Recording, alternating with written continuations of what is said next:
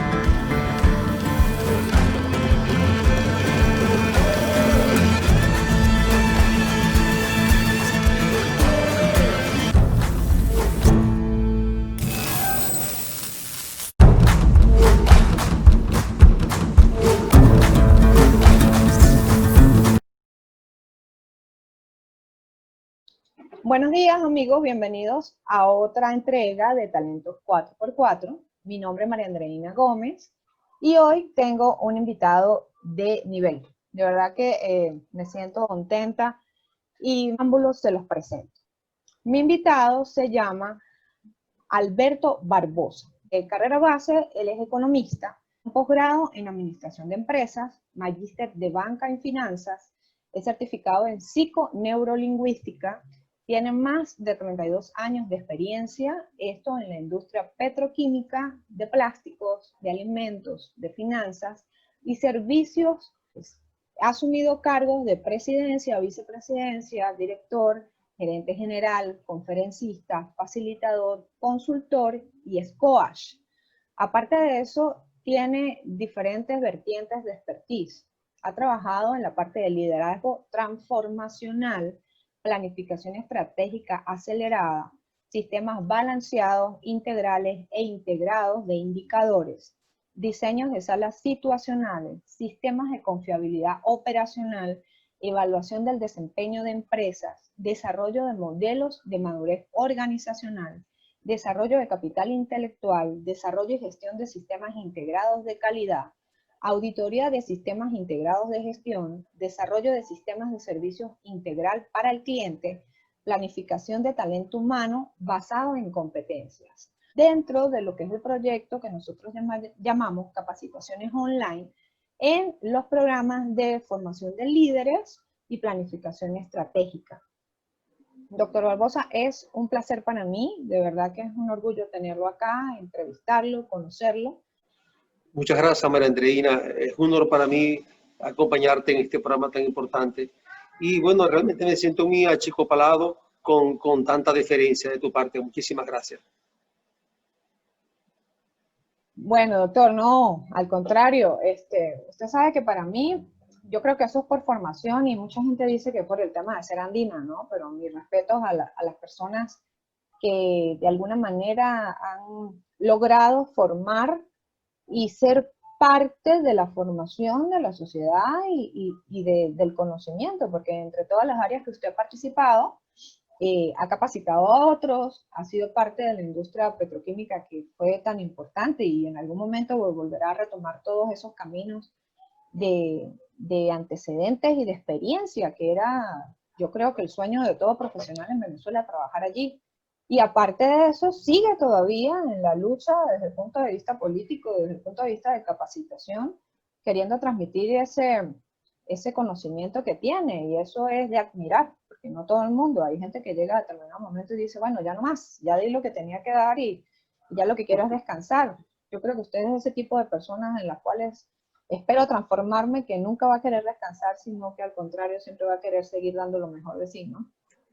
Cuando tenía 30 años de edad, pensé que a mis 60 años era el momento propicio para retirarme. Yo decía al cultivo de flores y a la poesía, ¿no? Pero realmente la vida ha dado vueltas y ahora es cuando estoy comprometido con mi profesión, con mi país. Realmente Sí. el retiro no existe en mi mente. No, Los es años que me verdad. quedan incluso van a ser los mejores años de mi vida cuando estemos reconstruyendo este país y lo llevemos a un estatus, a un nivel muy superior incluso que teníamos antes en esos mal llamados 40 años de la Cuarta República. Bueno, Así doctor, es. empecemos entonces con lo que es el tenor de la entrevista. Y usted sabe que tenemos tres aristas por conocer que son bastante amplias y por el tema de su expertise, pues también va a ser complejo en el poco tiempo que tenemos, pero bueno, vamos a hacer lo posible. Así ¿Quién será. es Alberto Barbosa? Si yo le pregunto quién es Alberto Barbosa, si la gente quiere saber de dónde surge Alberto Barbosa, de dónde nace todo ese deseo de superación, de conocimiento, de estudio, de transformación, ¿cuál sería la respuesta? Me creería si te digo que primera vez que me hacen esa pregunta y hablar, y nunca me ha tocado hablar de mí, de mi trayectoria. Realmente, yo estudié economía y egresé de economía en el año 85, pero antes de estudiar economía, yo realmente no quería estudiar, yo quería ser mecánico como mi padre. Mi padre tenía un taller de servicios automotrices muy importante en Maracaibo en esa época, en los años 60, 70, 80. Y pues yo quería ser mecánico como él y encargarme del negocio. Además, quería hacer algo increíble. Quería ser boxeador. Estaba tan entusiasmado con el tema del pugilismo, ¿no? Claro, mi padre jamás permitió que yo entrenara y me llevó a estudiar, como decimos en Maracaibo, a fuerza de palo, ¿no? Y qué visión tenía mi padre, ¿no? Realmente estudié, me gradué porque por ese compromiso con él me llevó. Y luego, como digamos, después que gradué, que comencé a trabajar, se me vino la idea de la inquietud de seguir aprendiendo, de seguir estudiando. Y hace 4 o 5 años terminé un magíster en banca y finanzas, Pero ese producto. tema de la economía lo decidieron entre ambos o fue inquietud más de su padre que suya? Bueno, realmente cuando tenía 18, 19 años, que me tocó entrar a la universidad, mi madre quería que estudiase medicina. Ah, Y yo tenía imagínate. vocación para ser médico. Lo que pasa es que en ese momento la carrera de medicina duraba como 12 años. Ujú, 6 años es lo oficial, pero habían problemas en la Universidad del Zulia en esa época claro. y hacían un semestre por año, ¿no? Entonces yo decía, yo voy a estar 2 años estudiando medicina.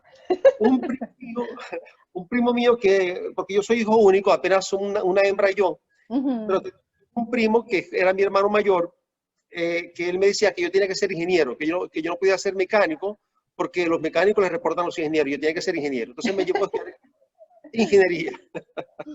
Entonces, y total que finalmente entré en economía. Y me gradué de economista en el año 85, pero no me desarrollé como economista, porque Ah, en enero del 86 conseguí trabajo en la petroquímica como ingeniero, ah, más o menos imagínese. como ingeniero industrial. Así que yo soy un ingeniero empírico. Y afortunadamente tuve unas jefas que me enseñaron y la empresa me dio mucha formación a nivel nacional, a nivel en el exterior. Y me fui formando en el área de procesos y me pasé los primeros 17 años de mi vida en la petroquímica. Fueron abocados al, al estudio de la excelencia organizacional, es decir, de Pero, lograr la eficacia y eficiencia en los procesos para lograr productividad y lograr excelencia organizacional. ok, pero fíjese que me está saltando muy rápido de la parte personal a la profesional. Y eso tiene que ver porque no le gusta hablar de usted mismo. Pero me llama mucho la atención algo. Fíjese que usted quería, era mecánica por el acervo de su padre y por lo que veía por expertise. Aparte, Sí, su familia le decía que ingeniería porque, bueno, tenían aspiraciones. Básicamente, es muy de la familia que quiera lo mejor para uno. Y usted terminó con economía por el tema de los periodos, porque en realidad está enfocado a la medicina. O sea, es una persona demasiado abierta y flexible, ¿no? sí, llegó un momento en que cuando tenía como 22 años, me di cuenta que hay dos cosas que el hombre tiene que decir por sí mismo, que es la profesión y la mujer. Sobre todo la segunda. Porque la primera, con la gente con la que he hablado, me he dado cuenta que muchas veces termina siendo la vida, la gente, el entorno, el que nos termina colocando donde tenemos que estar, porque que no termina siendo lo que terminamos desempeñando, ¿no? Y que está bien, porque a veces somos muy cuadrados y queremos que todo sea tal cual como lo planificamos. A veces uno es producto de las decisiones que toma en la vida, ¿no? Sí, eso sí. Y a veces uno cree que tomó una mala decisión, al cabo de un tiempo se convence de que fue una buena decisión, ¿no? O que fue lo mejor. Quizás las peores decisiones son las que no se toman, ¿no? Sí, es una persona muy abierta, ¿verdad? Es flexible, se adapta. Sí, yo creo que esa es la idea, ¿no? Adaptarme. Yo realmente yo fui un niño mimado, ¿no? Es decir, Porque era el único varón. Sí, éramos una hembra y yo fui muy sobreprotegido por mis padres. Mi padre, bueno, tú sabes, la mayoría de las madres son buenas madres. Eso no se discute. Pero la mayoría de los padres no son tan buenos padres en nuestra cultura. En cambio, mi padre sí fue un padre excepcional, sumamente amoroso, cariñoso. Y mi madre siempre estaba pendiente de cuando me enamoraba, de llamar a la chica y decirle que me dejara quieto, que yo era muy buena gente. Así que casi no tuve novias en esa época porque mi madre me las espantaba todas. Que desde el punto de vista de persona, yo creo que contó con un núcleo familiar que le dio muchas cualidades y habilidades como persona, ¿verdad? Y que aparte de eso, el punto de valor y que lo ha ayudado a todo este tema de buscar conocimiento y de capacitarse y de brindar eso a los demás, es ese tema de adaptabilidad, de flexibilidad y también de apertura que le ha permitido navegar entre tantas cosas hasta que finalmente, pues, la industria o la parte profesional donde se formó en su mayoría de años, lo encaminó hacia lo que usted generalmente trabaja, lo que es la excelencia y la formación profesional. Imagínate, con ese compromiso uno no puede ser muy anquilosado, muy ortodoxo, tiene que ser una persona de mucha apertura, de mucha flexibilidad, porque justamente eso es lo que vendo. Claro. La excelencia, la flexibilidad, la apertura, la Pero innovación. Eso no es fácil, eso no es fácil. Es complicado, sí. Sí, sería sumamente conflictivo cuando uno vende algo y realmente no lo es, no lo siente. Exacto. Eso sería terrible, ¿no? No, y no solamente eso, sino que es difícil traspasar y conectar con la gente cuando realmente no es verdad. Porque uno genera ese tipo de conexión, ese tipo de afinidad, porque se siente. Más en realidad que por lo que dice o por cómo lo dice, sino porque se siente que es verdad y lo refleja. Después que entró a la industria petrolera, ya entrando al punto profesional, que me comentaba que tuvo la fortuna y siempre como que ha estado rodeado de mujeres, ¿no? Pobrecita esa esposa. Sus jefas lo capacitaron y lo formaron y le dieron esa apertura y ya cuando entró al mundo de la planificación, el liderazgo y la excelencia, que es lo que usted, yo creo que refleja hasta cómo habla y con ese profesionalismo que tiene en las palabras, ese don de palabra que tiene. ¿Qué pensaba, qué perfilaba cuando estaba allí? ¿Hacia dónde quería dirigirse? Definitivamente se quería especializar en la parte de la industria o quería utilizar esas herramientas para otras áreas. Cuando estaba en la petroquímica, porque yo viví la petroquímica 2 etapas. La etapa de la antigua petroquímica, cuando existía la meritocracia, existían condiciones de trabajo donde había mucho profesionalismo y realmente uno se desarrollaba en función del esfuerzo que uno hacía. La meritocracia que fue tan satanizada en estos tiempos consistía más o menos en que un mes de diciembre de un año X, el supervisor de uno, el jefe, lo llamaba, le decía, mira, Barbosa, para el próximo año usted tiene 5 metas que cumplir. Entonces uno le decía, bueno, jefe, hay 3 que yo las puedo hacer trabajando duro, pero hay 2 que no porque no tengo el conocimiento. No te preocupes, va a haber un DNA, una descripción de necesidad de adiestramiento, de formación, y te vamos a dar Capacitar. una capacitación. Incluso el primer posgrado me lo pagó la empresa, me lo pagó Plásticos del Lago, que es una empresa petroquímica. Entonces, uno hacía todo el esfuerzo para cumplir con las metas, hacer el trabajo de una manera impecable, porque al final del periodo uno iba a ser evaluado. Y tenía, entonces, la política salarial era diseñada en función de las evaluaciones. Eso es más o menos la meritocracia.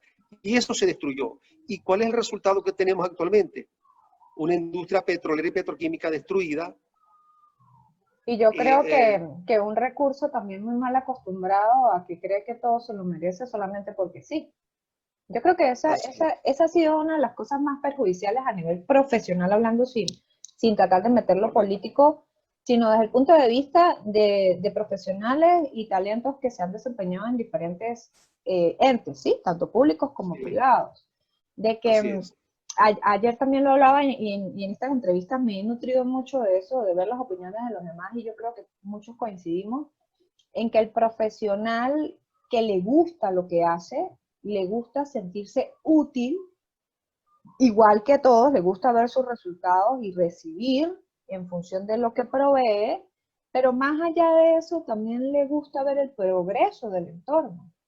Y yo creo que eso se ha perdido, ahorita que es el tema de la ética, el tema de ir un poco más allá del lucro, del beneficio económico, del beneficio de algún tipo de circunstancia.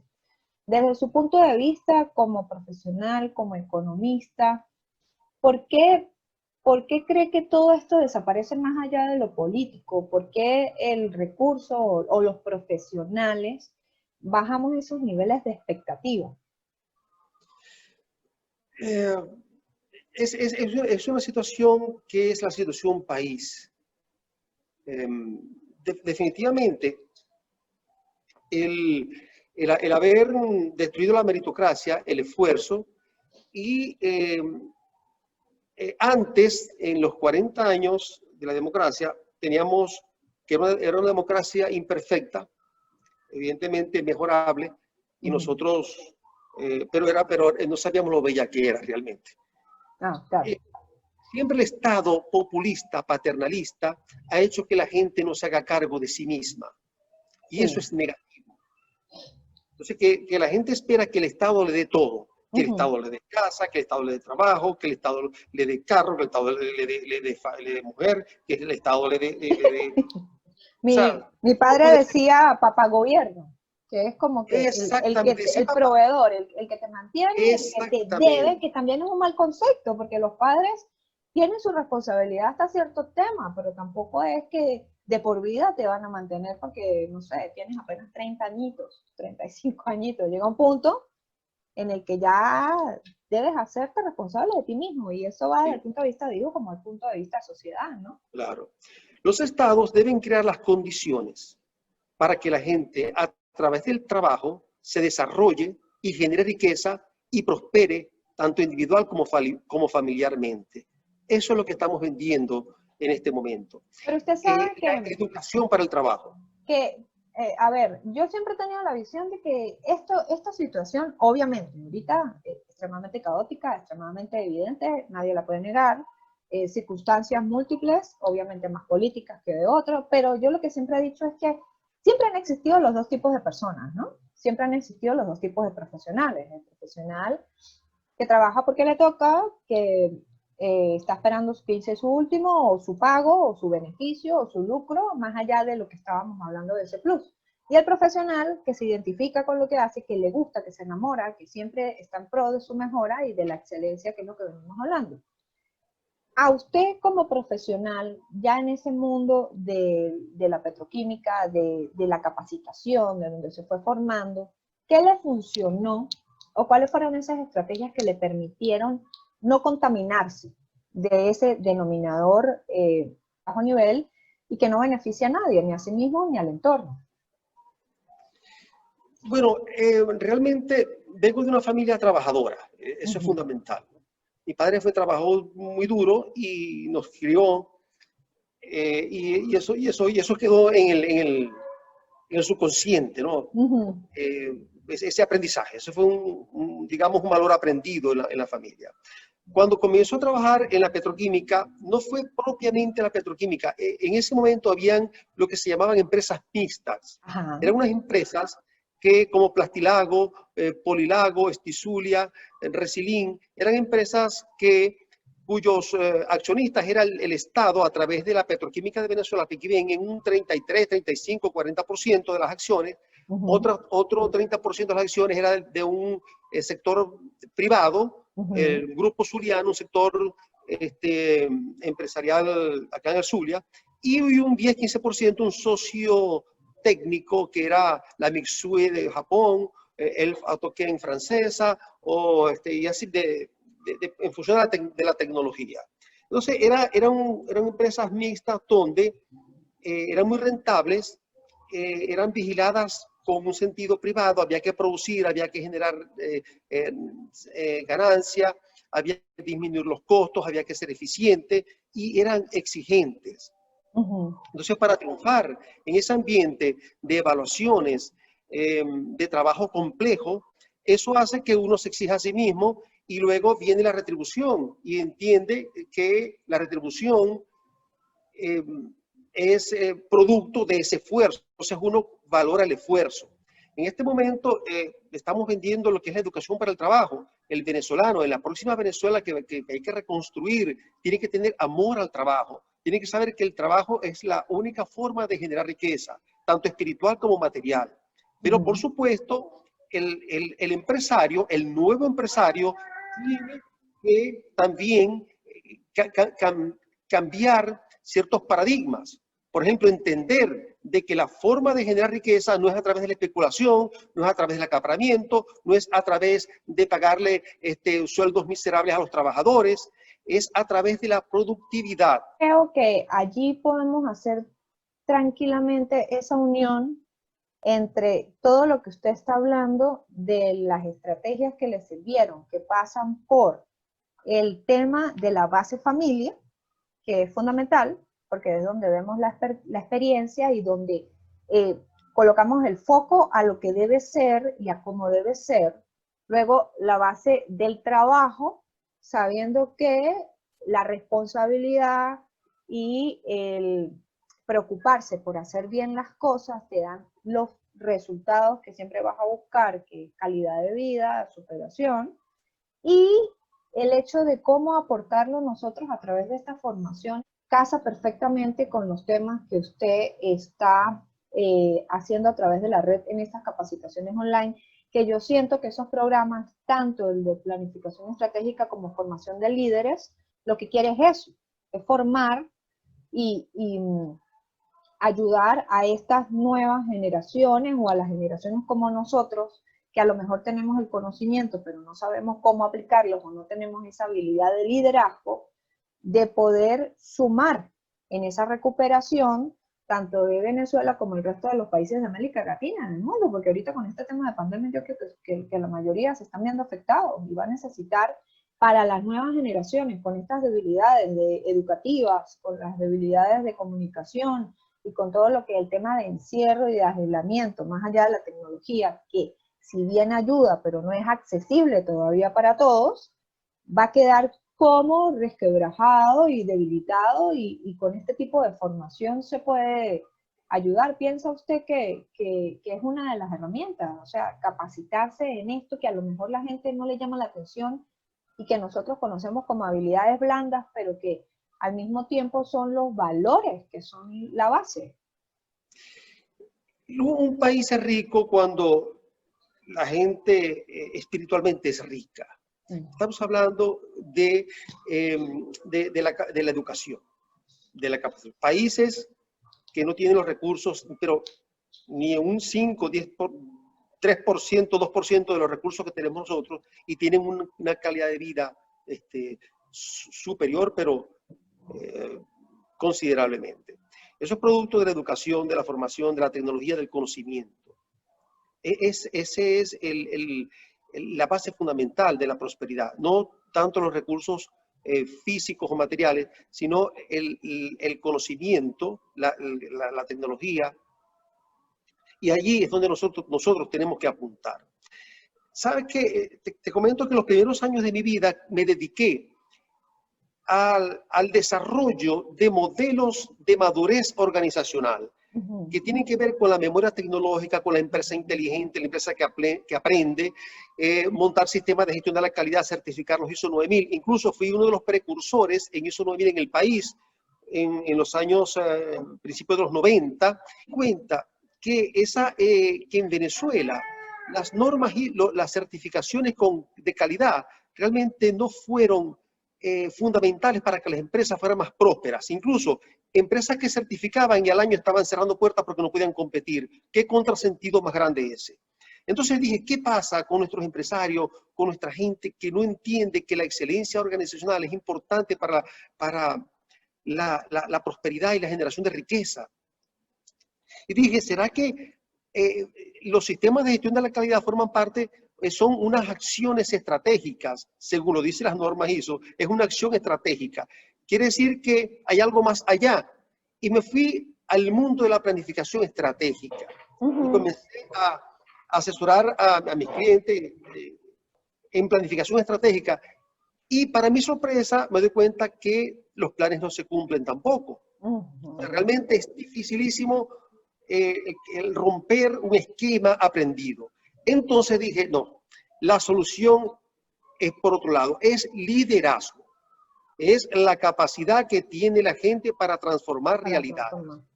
Entonces me dediqué en los últimos años al estudio de liderazgo. Esa es la base del progreso organizacional y personal. Pero entonces, ¿qué es en sí el liderazgo?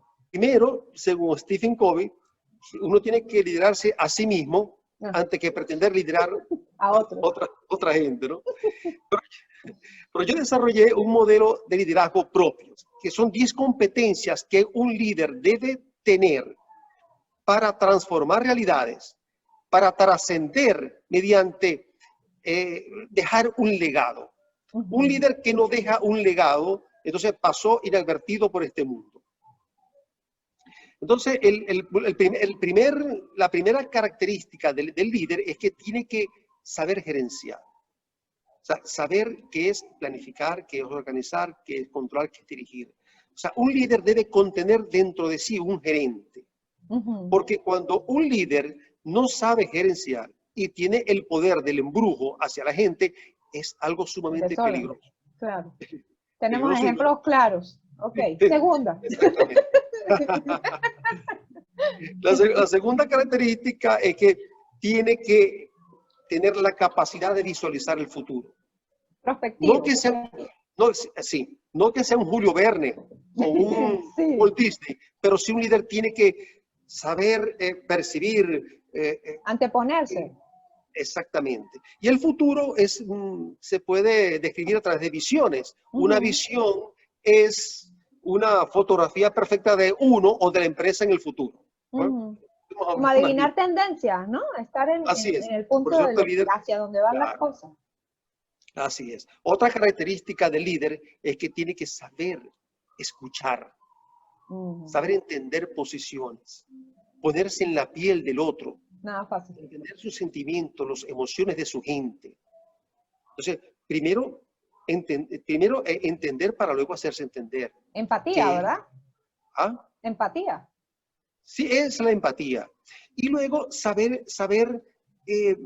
expresarse, delegar, saber pedir. ¿Qué es una delegación? ¿Qué es dar una orden? ¿Qué es girar instrucciones? Eso es saber pedir. Es pedirle a alguien que haga algo que en ese momento uno no lo puede hacer, porque no lo es dado, por lo que fuere. Entonces, saber escuchar y saber hablar. Entonces, esas dos cualidades de manejar la inteligencia emocional de sus seguidores, de sus colaboradores, le da la capacidad de influir en la gente, de tener la capacidad de tener y de influenciar a la gente y llevarlo hacia niveles donde esperamos ellos se desarrollen, porque un líder tiene que desarrollar líderes. Claro, pero son tres características que son muy fáciles de decir, pero muy difíciles. el tema de saber escuchar, de saber dar órdenes y el tema de la empatía, porque ahí tienes que luchar entonces con el orgullo, con la prepotencia y con el tema del no ser superior a los demás, sino trabajar en equipo. O sea, son características muy claras, pero que van en unión de muchas cosas, ¿no? Claro, porque esas características para que afloren, para que tengan éxito, tenemos nosotros que apaciguar o destruir los demonios que tenemos en nuestro subconsciente, en nuestra personalidad, en nuestro espíritu. Un tipo de capacitación de generar mejores personas, más allá de líderes, ¿verdad? Sí, yo me voy a dedicar en lo que queda, en los próximos 30, 40 años de mi vida profesional, porque yo creo que voy a dar este mundo cerca de los 100 años, eso lo tengo decretado. Entonces, para formar gente desde el punto de vista espiritual, no hablo de religioso, no, hablo espiritual desde el punto de vista de la inteligencia espiritual. Como lo dice Stephen Covey en su libro, creo que fue el octavo hábito, que habla de 4 inteligencias del ser humano. La inteligencia del cuerpo, que tiene que ver con que el cuerpo tiene que vivir y necesita salario para vivir. La inteligencia mental, que es lo que comúnmente nosotros llamamos como la persona inteligente, que es ese famoso test de inteligencia alemán, creo, que mide el coeficiente intelectual. Sí. Se refiere a la inteligencia mental, pero hay otra inteligencia, que es la inteligencia del corazón. Emocional. O sea, la mente necesita aprender, la gente necesita ser escuchada, pero el corazón necesita buen trato, el corazón necesita amar. Y hay la inteligencia espiritual, que tiene que ver con los valores, los principios, con la conciencia, esa pequeña vocecita que nos dice lo que está bien y lo que está mal. Entonces, cuando uno dirige personas, tienen que entender de que la gente está conformada por 4 inteligencias, la corporal, la del cuerpo, la mente, la inteligencia del corazón y la inteligencia del espíritu. Entonces, hay empresas, por ejemplo, en mi primera instancia en la petroquímica, yo me sentía completamente realizado porque mis 4 inteligencias estaban satisfechas. El cuerpo satisfecho porque el sueldo era muy alto y me daba para cubrir mis gastos y para ahorrar. La mente estaba satisfecha porque se me pedía opinión y lo que yo decía valía. Se tomaba en cuenta. El corazón, la inteligencia del corazón emocional, bueno, el trato fue de mucho respeto, todavía tengo afecto, todavía hay gente que quiero mucho, que todavía me quiere a mí de esa época. Y la inteligencia espiritual porque la empresa era ética, habían valores. En mi segunda etapa en la petroquímica, cuando yo regreso, yo me fui en el 2002 de la petroquímica, a ser consultor independiente y regresé en el 2006 que me llamaron para reconstruir los sistemas de gestión de la calidad que fueron destruidos producto del paro petrolero, ¿recuerdas esa época? Sí, claro.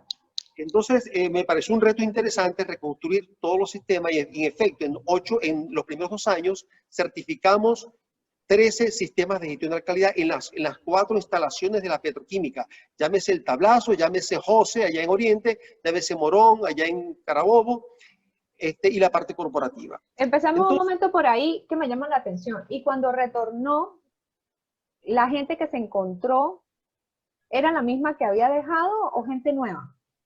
Ya había mucha gente que dejé todavía y otra gente nueva, pero todavía no había la meritocracia, no había evaluaciones, no había aumentos de sueldo importantes, pero ya estaba la política. Pero había todavía pertenencia, o sea, la gente quería recuperar lo que había tenido. Sí, todavía. Usted va es porque, a ver, usted se va y podemos decir que estuvo en la primera etapa en los años dorados donde todo estaba en el estado, en la mejor condición. Cuando usted se va, trabaja de forma independiente como consultor por su habilidad y por su conocimiento y expertise y después lo vuelven a llamar y regresa. Yo me imagino que las circunstancias no eran las mismas, el escenario no era lo mismo. Entonces, ese choque me parece interesante porque ¿por dónde empezar? Yo creo que ahí es donde podríamos decir que tuvo que hacer uso de la mayoría de los conocimientos y de toda esa expertise que tenía para empezar a recuperar y lograr lo que dice de las certificaciones de nuevo de todas esas partes de la industria. Te voy a responder esa pregunta, María Andreina, desde el punto de vista de las 4 inteligencias. En esa petroquímica que yo viví en mi segunda época, el sueldo era interesante todavía. O sea, mi cuerpo estaba satisfecho. Mi mente estaba satisfecha porque yo fui a reconstruir un sistema y se hacía lo que mis recomendaciones se hacían. Tanto es Sí, así se que tomaba en cuenta. se tomaron en cuenta y logramos 13 certificaciones, incluso ambientales, en el terminal de Borburata, allá en Puerto Cabello. La inteligencia emocional, o sea, mi corazón también estaba contento porque recibí buen trato, pero espiritualmente tenía un vacío espiritual, porque ya la política se estaba adueñando de mi madre patria, que es la petroquímica. Ya. ¿Sí? ¿Y cómo Entonces, manejó aquí, eso usted mismo con lo que enseña? ¿Qué pues le sirvió ahí más? te confieso que no lo supe manejar. ¿Por qué? Porque me opuse, porque enfrenté la situación y me sacaron de la petroquímica. Esa fue la consecuencia. Ah, pero le faltó Entonces, una de no las fue, habilidades. sí, porque lo otro sería seguir con el espíritu destrozado, ¿no? Entonces había que, que recomendar, que oponerse, que enfrentar situaciones, ¿no? Llega un punto en el que Porque, la tranquilidad pesa más, ¿verdad? porque no se pueden traicionar los principios y los valores por un Correcto. sueldo o por un beneficio económico. O sea, Sí, o por el eso no crecimiento lo que pude usted aprender. tiene, o por el crecimiento que usted tiene, porque llega un punto en el que usted siente que está haciendo beneficio, porque en esos temas beneficia a otros. Realmente usted ve los beneficios, los percibe, está creciendo usted como profesional porque está aprendiendo, tiene mayores responsabilidades, puede hacer uso de esos conocimientos, que es lo que a mí siempre me ha llamado la atención, que es aplicar lo que aprendo, porque si no, ¿para qué? Puedo saber mucho y si no lo aplico, ¿cómo sé realmente lo que sé? Y Así aparte es. de eso, tiene ese crecimiento personal porque tiene calidad de vida, le puede dar calidad de vida a lo suyo, pero hay algo que siempre pesa y es la conciencia. Cuando usted siente que las cosas no son como deben ser, cuando ve que va mal, que las cosas está bien, se están haciendo, pero se están haciendo de una forma que no es debida. Y hay un lucro desmedido y hay gente mal involucrada y todas esas cosas, es difícil hacerse el ciego también, ¿no? Es muy difícil. O sea, yo realmente no he podido, en pro de un beneficio, traicionar un principio, traicionar un valor. Hasta ahora Y, no he podido hacerlo. y la teoría que dice de eso, o sea, el deber ser, por lo que dicen los grandes, los filósofos y los autores, en esos puntos, ¿cuál debería ser la actitud de un líder? Bueno, justamente ahí entramos con otras competencias de mi modelo de liderazgo. Hablamos de la gerencia, de la visión, del escuchar, del saber hablar, saber pedir, saber delegar. La delegación ¿Correcto? es un arte que debe ser aprendido, no es fácil delegar. Entonces está la otra competencia que es la ética, ¿no? Que hacer lo correcto, Lo correcto. que es la honradez, ¿no? Que es manejar los recursos de la forma adecuada, impecablemente. Correcto. Y la honestidad, que es También. la honestidad es que yo tengo que pregonar, vivir o hacer de acuerdo a mi pregón. Pero ¿y eso se enseña, doctor? Eso está como el Bueno, huevo y la gallina, o sea, o se nace o se hace, o se tiene o no se tiene, o se adquiere. es relativamente fácil adquirir un conocimiento académico, alguna herramienta gerencial de planificación, de mejora continua, de reingeniería, de hacer todo. Es sumamente complicado cuando estamos con gente que tenemos que enseñarle cosas que tienen que ver con sus emociones, con sus creencias, con sus valores. Es realmente difícil cambiar Claro.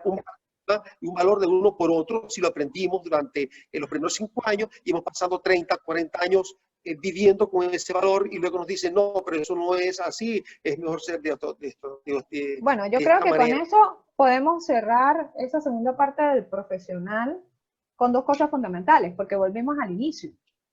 Si son esos 5 primeros años, ¿a dónde nos dedicamos? Nos dedicamos a la familia, que es la base fundamental de la sociedad. Y que si esos valores no vienen desde el proceso de formación del individuo, desde la familia, ese núcleo o esa persona, bueno, yo soy de la visión de que sí se puede cambiar, ¿no? Porque yo he visto gente que viene de familias muy disfuncionales y con la formación y con el ímpetu personal de ser buena persona lo logra. pero que el común denominador es que generalmente las personas que vienen de una familia bien estructurada y que reciben esos valores son las que, pues, obviamente lo logran con más facilidad y se convierten en personas de bien. Todos tienen la oportunidad de contar con padres amados, con situaciones económicas apropiadas, niños que pierden sus padres, que los abandonan, que sufren, que están en la calle, que no les dan educación, que son maltratados. Eso es difícil recuperar un ser humano, pero no es imposible, porque uno tiene la capacidad de elegir siempre, la virtud de elegir.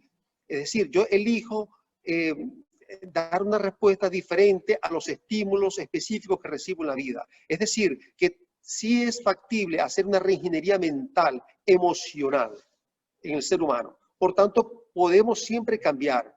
Es un acto de valentía. Es dificilísimo, pero no imposible. Pero requiere un acto de valentía, de aprendizaje y de entender las bondades que tiene el ser diferente. Porque yo siento que de acuerdo a esos valores uno confía en los demás y procede a tener esas habilidades de delegar. De acuerdo a esos valores uno confía en uno mismo y tiene esas habilidades de tomar decisiones. De acuerdo a esas habilidades o a esos valores uno genera esas características de ética y de saber administrar los recursos tanto de uno como de los demás. Entonces, cada una de esas cosas viene ligada a la formación del profesional integral, del profesional humano, más del profesional habilidoso, conocedor, inteligente, que suma, pero que si no tienen lo otro, no le funciona, porque también esa es una realidad, ¿no? Que hay personas que son muy cultas, muy conocedoras, pero son malas personas.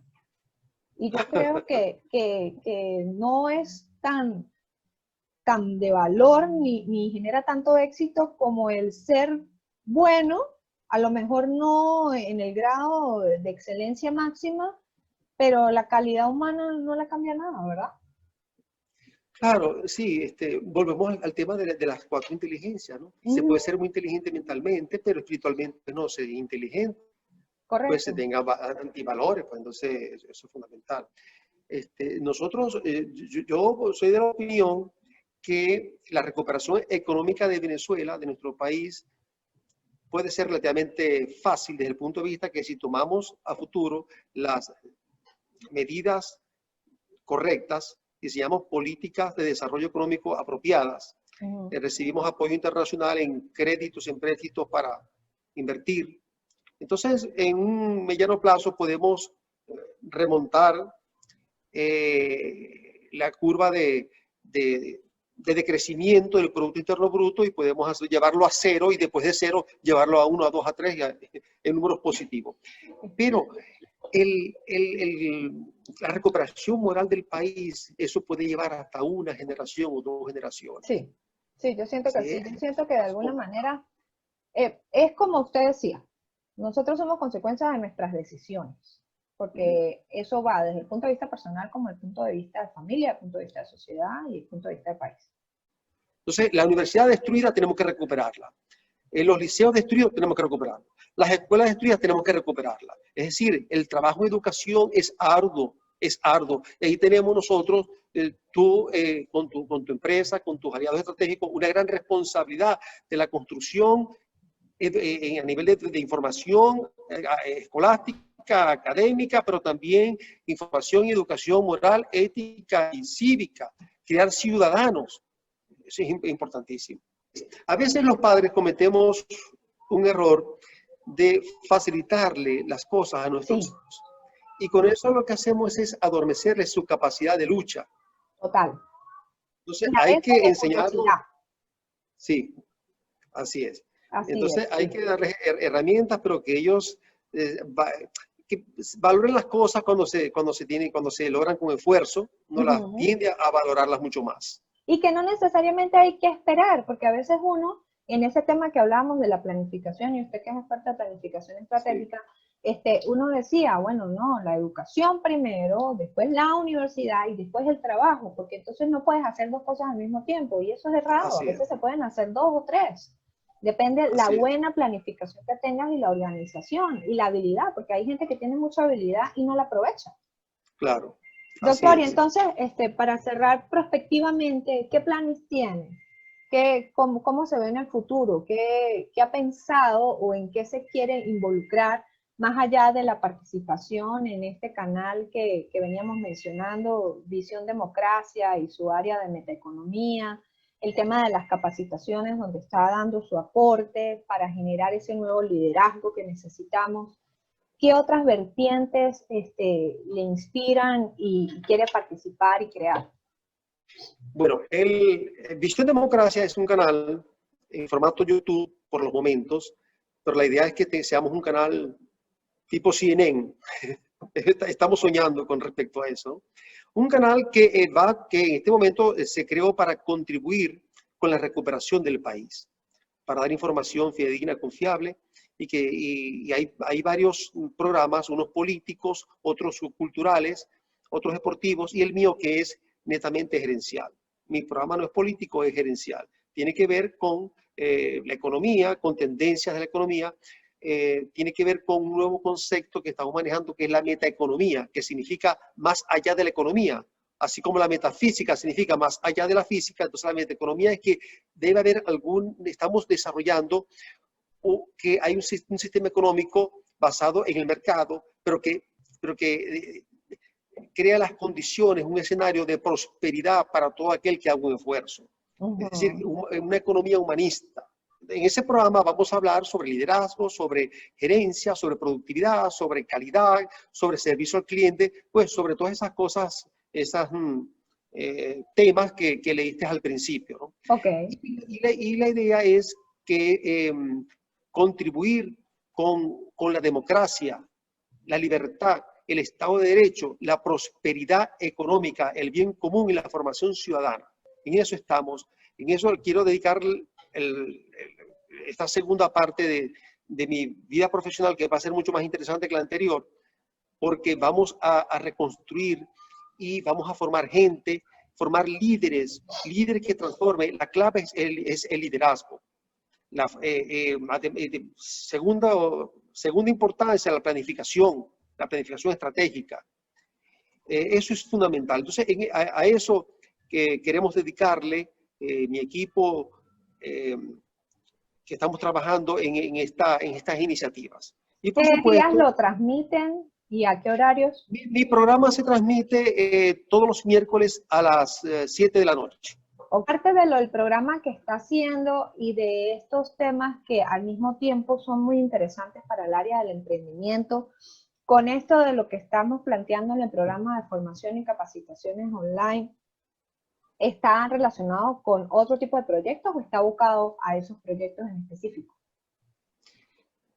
Bueno, el programa de liderazgo, que es más o menos como de 48 horas, que tiene un módulo de liderazgo donde se explican y se sensibiliza a la gente en las 10 competencias sobre liderazgo. El segundo módulo tiene que ver con la planificación, porque un líder tiene que saber de planificación. Un líder tecnocrático. Estamos vendiendo la formación de líderes tecnocráticos para el éxito de la gestión pública en pro de la democracia y la libertad.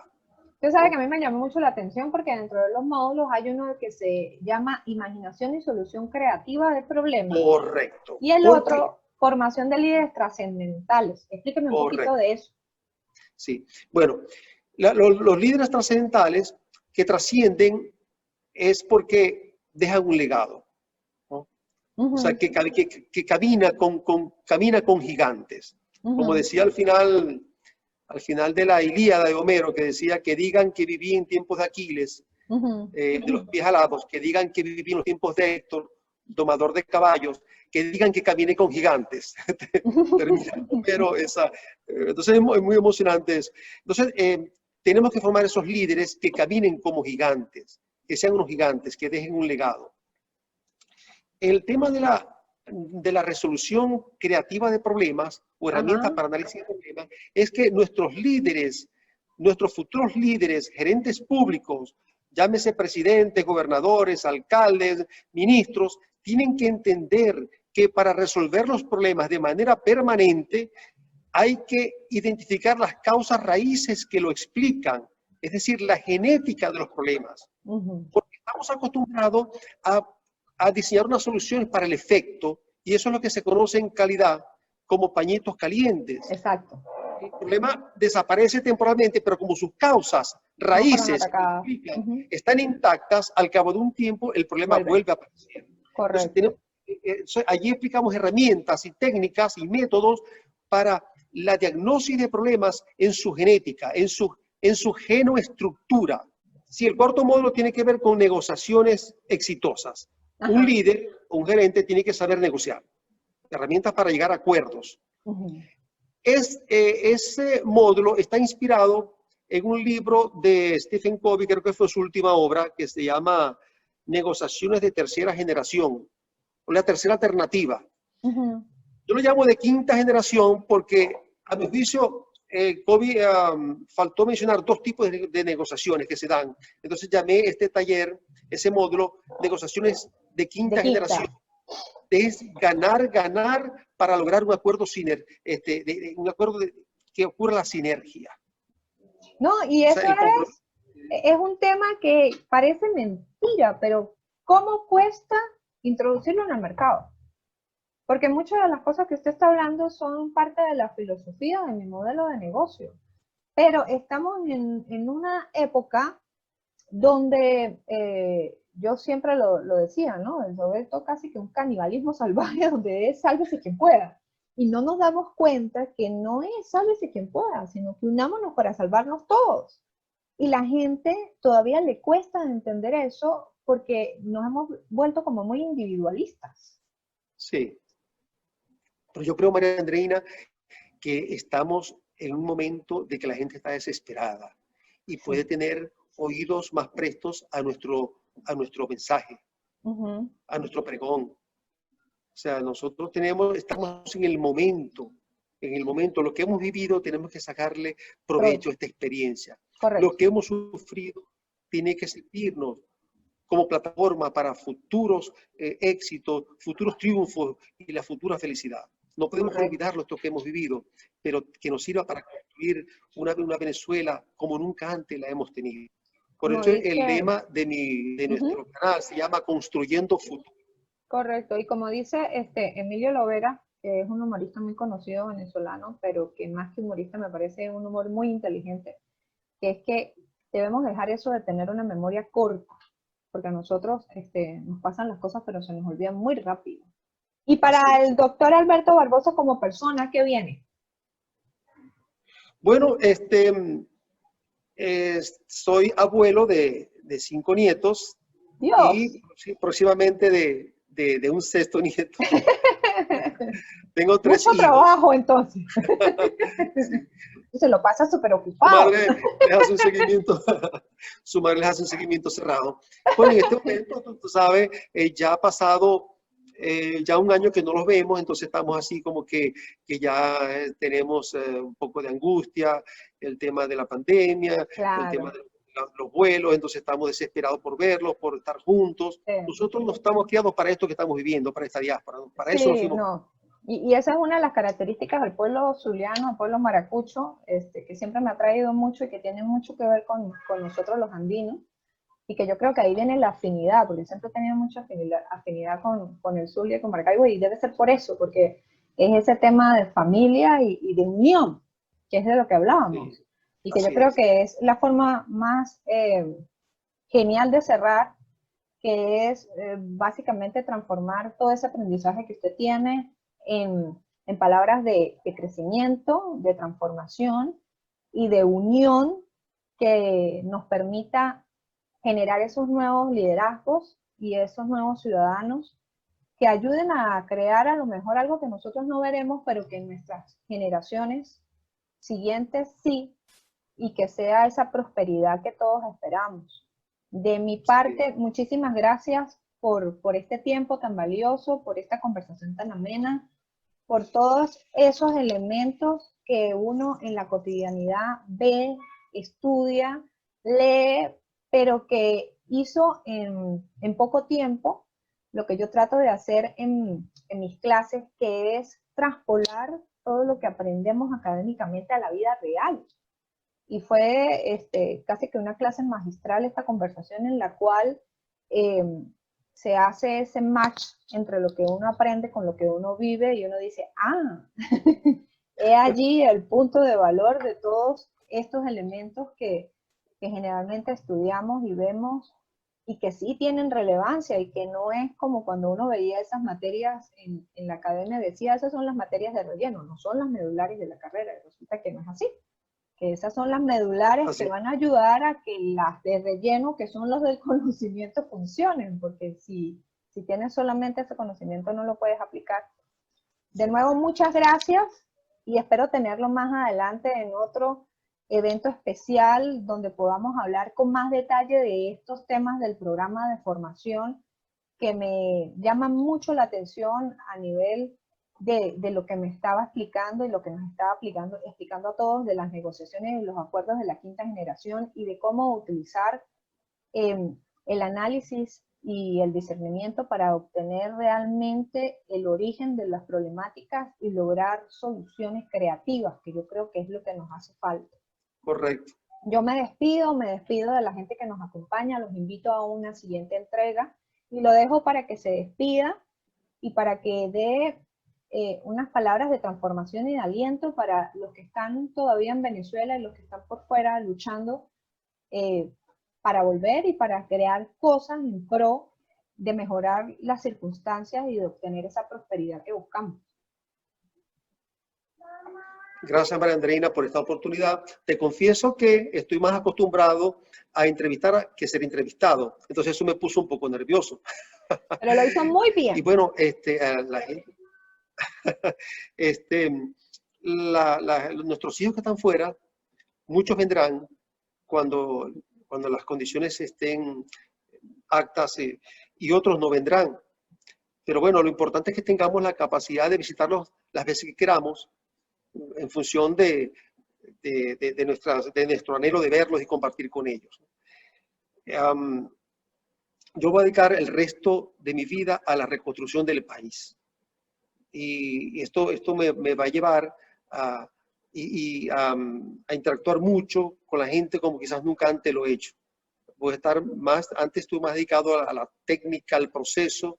Ahora hay que dedicarse más al tema emocional, al tema espiritual, que es la base de todo. Si no hay la intención, el deseo de aprender, el deseo de cambiar, entonces muy pocas cosas se pueden lograr. Esa es la base de toda la parte de la emocionalidad en el ser humano. Y bien, esos módulos los podemos hacer programas para explicar bien qué consiste esto, un programa sumamente interesante, ese programa de liderazgo y el programa de acción y pensamiento estratégico son sumamente interesantes.